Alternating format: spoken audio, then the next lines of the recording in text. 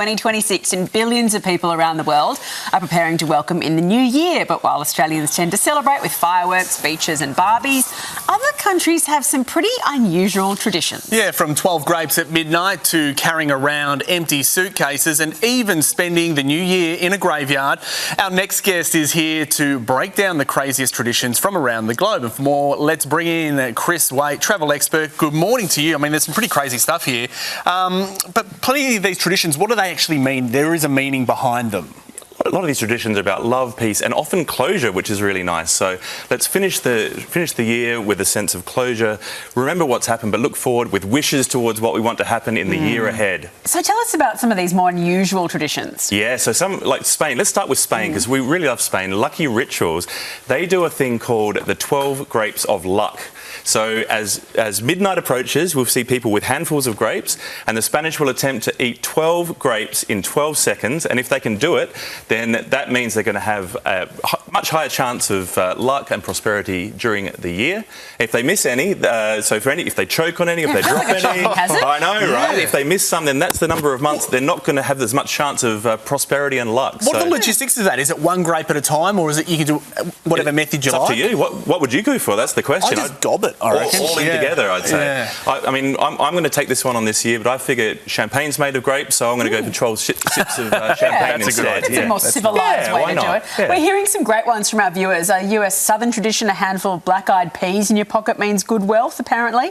One of our viewers make sure that all their Christmas decorations are put away by midday today because they feel like it carries the bad luck into the new year. And a lot of this is about luck, isn't it? It is about luck. Now, one of the ones I love most of all is in Italy. This is the most Italian thing you've ever heard, is they wear a colour of underwear depending on what they're wishing for in the new year. So red is, of course, for love, passion and fertility. New ones that have come up in the last few years are green for health, yellow for wealth, white for peace. I don't think brown is so popular. Probably not. I'm hedging my bets. I've gone for full rainbow coloured this year.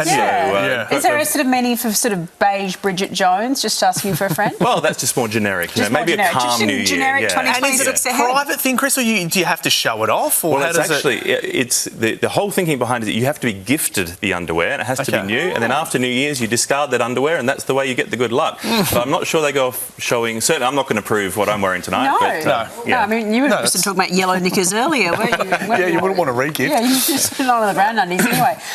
Bigger gestures around the world. Talk us through some of the more unusual. This luggage one. Yeah, actually, luggage. One of our viewers from Venezuela said they walk around the block with empty luggage. Yeah, Venezuela, Mexico, different parts of South America. You'll see people walking around with an empty suitcase around the neighbourhood, around the garden, even around their apartments. This is to signal their wish for travel through the year and obviously making space for all those journeys that they want to take in the next year. Sometimes they'll put their passport and a wish list of travel destinations in that suitcase just to, I guess, add extra weight to that wish, and I guess it gets them ready to jump on a plane if it comes about pretty quickly. I think it's the Chileans. They hang out in a cemetery. Yeah, so this one's kind of spooky but definitely sweet. Cemeteries open their gates on New Year's Eve, and families will go through. They'll go to the gravesite of their ancestors, light a candle just before midnight, and sometimes even sleep over in the graveyard. So this is to honour the ancestors and sort of take them on the journey through to the new year. So I don't know, should we do a sleepover in a cemetery tonight? Yeah, one of our viewers, I'm not sure if there's any tradition to this whatsoever in terms of origin of a country, but before 12 p.m, they take all their pots and pans outside and make a racket to scare away the bad omens. Sounds good to me. I mean, is that just this one family, maybe? It might be. There was another one as well. A woman wrote in and said that she ties a red ribbon around her drain pipe under her sink to stop her flushing away money. Well, everyone's got their own traditions, I guess. Okay.